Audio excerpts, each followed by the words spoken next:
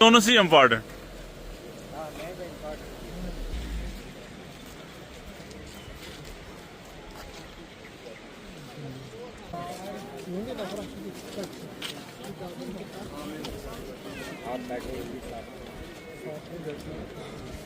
आपको गाड़ी चलाने वाले हैं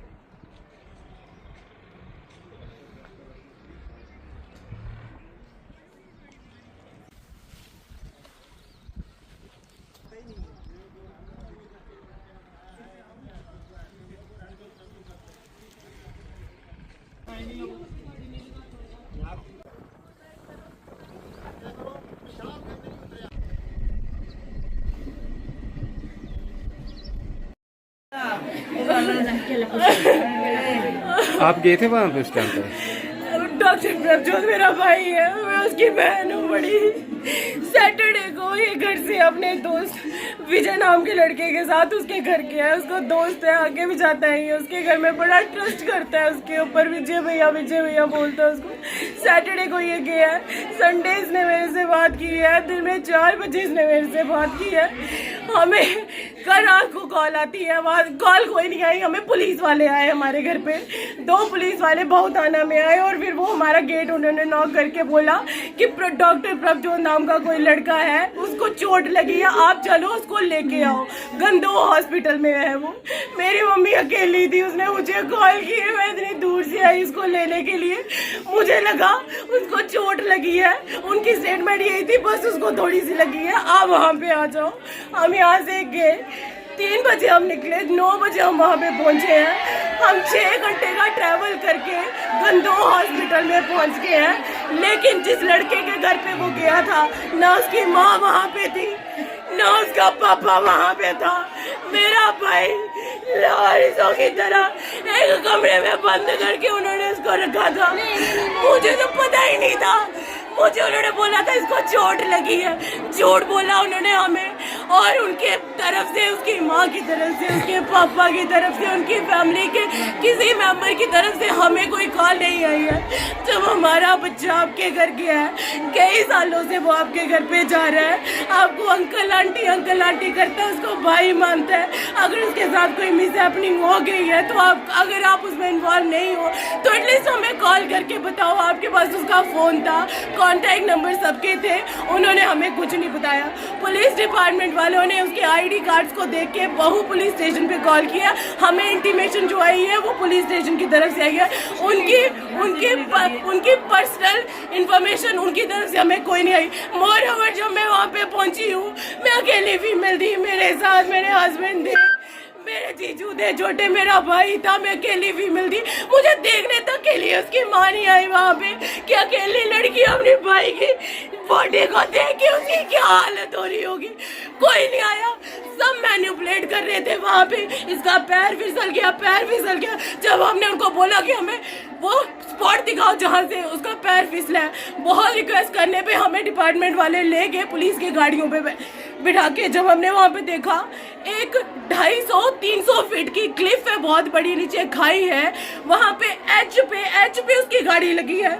जितनी अच्छी ड्राइविंग मेरा भाई करता था ना, वो इतनी गंदी गाड़ी पार्क नहीं कर सकता था। वो क्लिफ के एच पे गाड़ी लगा ही नहीं सकता था, और अगर उसने लगानी थी गाड़ी वहाँ पे, और अकॉर्डिंग टू देम उसको टॉयलेट आया था और वो उतर के टॉयलेट करने गया एंड ही स्लिप डाउन। अगर वो वहाँ से स्लिप हुआ और उसने टॉयलेट ही करना था तो उसने रॉक वाली साइड लगानी थी ना, उसने वहाँ से लगानी नहीं थी। मौके पे पहुंच के आपको क्या लगता है कि कैसे ये वहाँ पे जो हमने देखा, गाड़ी मेरे भाई की क्लिफ पे लगी है, उसके एज पे लगी है। वो वहाँ पे उसने नहीं पार की है, किसी ने उसकी गाड़ी वहाँ पे खुद पार की है। मोरओवर मेरा भाई स्लिप होके गिरने वाला नहीं था। वो कोई इररिस्पॉन्सिबल बच्चा नहीं था कि उसको इतनी सेंस नहीं है कि मेरे को कहाँ खड़े होकर टॉयलेट करना और कहाँ नहीं। वो वहाँ से गिरा नहीं है, इधर उसको किसी ने वहाँ से धक्का मार के नीचे गिराया है। यहाँ वो जिन लड़कों के साथ था, किसी ने उसको हिट किया है, उसको हेड इंजरी है, ब्रेन इंजरी है, जिससे उसकी डेथ हुई है। उन्होंने, उस लड़के ने, जो विजय नाम का लड़का है, उसने अपनी स्टेटमेंट दी और वो अपनी स्टेटमेंट में बोल रहा है कि मैंने गाड़ी लगाई, ये उतरा, टॉयलेट करने गया, ये गिर गया और हमें इसको निकालने में 1 घंटा लगा।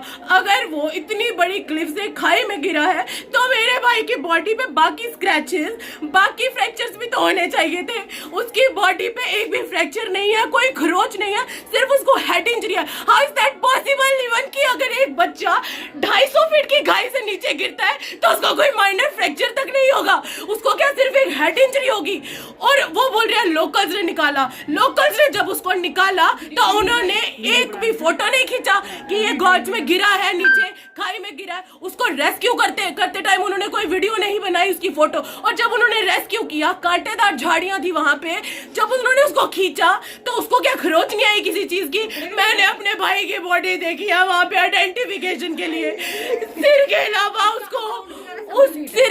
उसको क्या कहीं डिमांड पे भी क्या नहीं करते थी। हैं? डिमांड क्या करते हैं? मोरओवर एक और बात है जो मेरे को बहुत डाउटफुल लग रही है। मेरा भाई अगर स्लिप हुआ है, अकॉर्डिंग टू देम, वो जो लड़का बता रहा है, जैसे लोकल्स बता रहे हैं कि वो स्लिप हुआ है, वो क्या स्लिप होने से पहले अपना फोन लेके वहां से अपना इंस्टा, स्नैपचैट, अपना व्हाट्सएप डिलीट करके फिर जाता वो स्लिप होने के लिए, कि उसको पहले से पता था कि मैंने स्लिप होना है। वो स्लिप होके गिरा है। जब हमने उसका फोन देखा है, हमें उनका फोन नहीं मिला। हमने अपने फोन में जब स्क्रॉल किया, उसके फ्रेंड्स ने किया, हमने देखा उसके इंस्टा आईडी डिलीट है, उसकी स्नैपचैट डिलीट है। मोरओवर मुझे ये लग रहा है कि उसके जो डाटा होगा, जो वो वीडियोस वगैरह बनाता होगा, वो सब उस लड़के ने, जैसे मेरा भाई गिरा है या उसको लगी है, गॉड नोज उसको क्या हुआ है, कैसे किन हालातों में वो तड़प के वहां पे उसने अपनी जान दी है, उस लड़के ने वो सारी की सारी डिटेल्स को डिलीट कर दिया है। और साथ ही में उसने सारे सोशल अकाउंट उसके डिलीट कर दिए हैं। उसके वॉलेट जो हमें मिला, उसके वॉलेट में कोई कैश नहीं था। मैं जानती हूँ, मुझे पता है मेरे भाई के